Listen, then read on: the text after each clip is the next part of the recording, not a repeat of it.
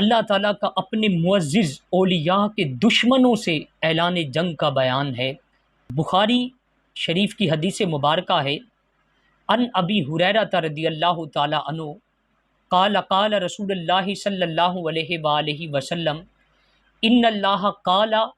من عاد لی ولیا فقد اذنتہ بالحرب۔ حضرت ابو ہریرہ رضی اللہ تعالیٰ عنہ سے روایت ہے کہ حضور نبی اکرم صلی اللہ علیہ وآلہ وسلم نے فرمایا، اللہ تعالیٰ فرماتا ہے جو میرے کسی ولی سے دشمنی رکھے میں اس سے اعلان جنگ کرتا ہوں۔ تو یہ کتنی بڑی وعید ہے۔ جو شخص اللہ کے ولیوں سے دشمنی رکھتا ہے، ان سے بغض کرتا ہے، ان کی تعریف کی بجائے بلکہ ان کی عظمت کو کم کرنے کی کوشش میں لگا رہتا ہے، تو وہ در حقیقت قرآن و سنت کا درس نہیں دے رہا، بلکہ وہ اللہ اور اس کے رسول سے جنگ کر رہا ہے، اور اس کے لیے اللہ تبارک و تعالیٰ نے اعلان جنگ کر رکھا ہے کہ وہ آئے اور مجھ سے جنگ کرے۔ حضرت ابو ہریرہ رضی اللہ تعالیٰ عنہ کی حدیث مبارکہ کے یہ الفاظ اس بات پر صراحت کے ساتھ دلالت کر رہے ہیں کہ اللہ تبارک و تعالیٰ کے اولیاء کے خلاف جو بھی بات کرتا ہے، جو بھی ان کی شان میں گستاخی یا بے ادبی کا مرتکب ہوتا ہے، تو اللہ تبارک و تعالیٰ نے اس کے لیے فرمایا من عاد لی ولیا فقد اذنتہ بالحرب، جس نے میرے ولی سے دشمنی رکھی میں اس سے اعلان جنگ کرتا ہوں۔ تو لہٰذا تیار ہو جاؤ، اللہ کے ولیوں سے دشمنی رکھنے والوں، اللہ سے جنگ کرنے کے لیے تمہیں اللہ تبارک و تعالیٰ نے اعلان فرما دیا ہے۔ تو ہے کائنات میں کوئی جو اللہ سے مقابلہ کر سکے؟ بڑے بڑے فرعون، نمرود، شداد اور بڑے بڑے لوگ آئے جو طاقت اور سلطنت میں اپنا ثانی نہیں رکھتے تھے، لیکن جب انہوں نے خدائی کا دعویٰ کیا، جب اللہ تبارک و تعالیٰ سے مقابلے کے لیے میدان عمل میں نکلے، تو اللہ تبارک و تعالیٰ نے انہیں وہ سبق سکھایا کہ آج نشان عبرت کے طور پر قرآن میں ان کا تذکرہ فرمایا۔ کہیں نمرود کا ذکر کیا، کہیں فرعون کا تذکرہ کیا، کہیں شداد کی جنت کا تذکرہ فرمایا، لیکن یہ وہ لوگ تھے جنہوں نے اللہ کے نبیوں کی شان میں گستاخیاں کی، جنہوں نے اللہ کے نیک جو انبیاء تھے، جو صالحین تھے، جو ان کو نیکی کی دعوت دینے والے تھے، یہ انہی کے خلاف ہو گئے۔ نہ صرف ان کے خلاف ہوئے بلکہ اللہ تبارک و تعالیٰ کی ذات کے خلاف ہو گئے۔ تو لہٰذا اللہ تبارک و تعالیٰ نے انہیں پھر اپنا اعلان جنگ فرمایا، اور پھر جب اللہ تبارک و تعالیٰ کی تلوار چلتی ہے تو جو بھی اس کے مقابلے میں آتا ہے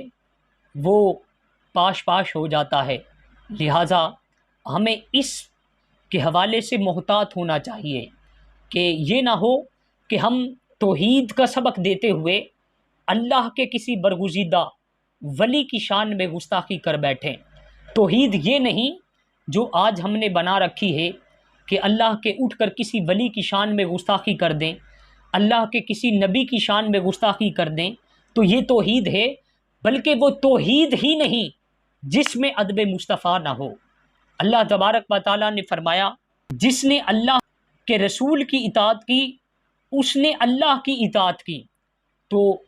جس نے حضور سے محبت کی در حقیقت اس نے اللہ سے محبت کی۔ تو اگر کوئی شخص توحید بیان کرتے ہوئے یہ کہے کہ میں نے جب توحید بیان کی تو اس سے یہ ثابت ہو گیا کہ نبی تو کوئی شے ہی نہیں، نبی کا تو کوئی مرتبہ ہی نہیں، اللہ تبارک و تعالیٰ نے جو دین میں داخلے کا جو سبب قرار دیا ہے وہ کلمہ طیبہ کو قرار دیا ہے۔ کلمہ شریف جو بھی دین اسلام میں داخل ہوتا ہے تو ہم اسے یہ کہتے ہیں کہ تم کلمہ پڑھو، اسے کلمہ پڑھایا جاتا ہے۔ تو اگر کلمے پر ہی غور کر لیا جائے، لا الہ الا اللہ محمد الرسول اللہ صلی اللہ علیہ وآلہ وسلم، کلمے کے ان الفاظ پر غور کیا جائے تو ہمیں یہ معلوم ہوتا ہے کہ کلمہ شریف میں پہلے حصے میں اللہ تبارک و تعالیٰ نے اپنی توحید کا تذکرہ فرمایا ہے کہ لا الہ الا اللہ محمد الرسول اللہ، کہ نہیں کوئی معبود سوائے اللہ کے۔ ادھر جتنے بھی معبودان باطلہ تھے مشرکین کے بنائے ہوئے بت تھے، خواہ وہ کسی بھی طریقے سے لوگ اللہ تبارک و تعالیٰ کی ذات کے مقابلے میں کسی کو اپنا خدا بنائے بیٹھے تھے، تو اس کا سب سے پہلے انکار کیا جاتا ہے، اس کے بعد حضور کی رسالت کا اقرار کیا جاتا ہے۔ تو جب اللہ تبارک و تعالیٰ نے کلمہ طیبہ میں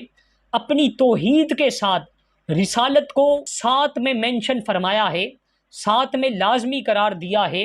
تو ہم کون ہیں جو توحید کو رسالت سے علیحدہ کریں؟ تو لہٰذا اس حوالے سے بھی ہمیں غور کرنے کی ضرورت ہے اور ہمیں باادب بننے کی ضرورت ہے۔ قرآن سارے کا سارا باادب بناتا ہے۔ اگر کوئی قرآن پڑھ کر بھی بے ادب بن جائے تو اس میں قرآن کی غلطی نہیں ہے، بلکہ یہ سمجھنے والے کی غلطی ہے۔ اس کو غلطی لگی اور اس نے قرآن پڑھا اور قرآن کی وہ آیات جن میں کفار کی مذمت بیان کی گئی، ان آیات کو اس نے اللہ کے نبیوں پر فٹ کیا، اللہ کے ولیوں پر فٹ کیا، اور یوں اس نے اللہ کے نیک، صالحین، پاکیزہ، متقین، عرفاء، کاملین اور اللہ کے برگزیدہ دوستوں کا انکار کر دیا۔ تو جس نے اللہ کے دوستوں کا اور اللہ کے ولیوں کا انکار کیا، در حقیقت اس نے اللہ کا انکار کیا۔ کس طرح کہ وہ اللہ کے مقابلے کے لیے نکلا، اس حدیث مبارکہ کے مطابق جس میں حضور نے فرمایا کہ اس کے لیے میرا اعلان جنگ ہے، وہ اپنا زور لگا لے، وہ اپنی طاقت آزما لے، وہ اپنے گھوڑے دوڑا لے، وہ اپنی تلوار چلا لے، وہ اپنی زبان دراز کر لے، لیکن اللہ تبارک و تعالیٰ کی پکڑ جب آئی، اللہ تبارک و تعالیٰ کی تلوار جب چلی، تو اللہ کی تلوار کے مقابلے میں کون ہے کہ جو اس کے مقابلے میں آئے؟ لہٰذا ہمیں اس حوالے سے غور و فکر کرنے کی ضرورت ہے۔ اللہ تبارک و تعالیٰ سے دعا ہے کہ اللہ تبارک و تعالیٰ جو کچھ حق سچ بیان کیا گیا، ہمیں اس پر عمل کرنے کی توفیق عطا فرمائے۔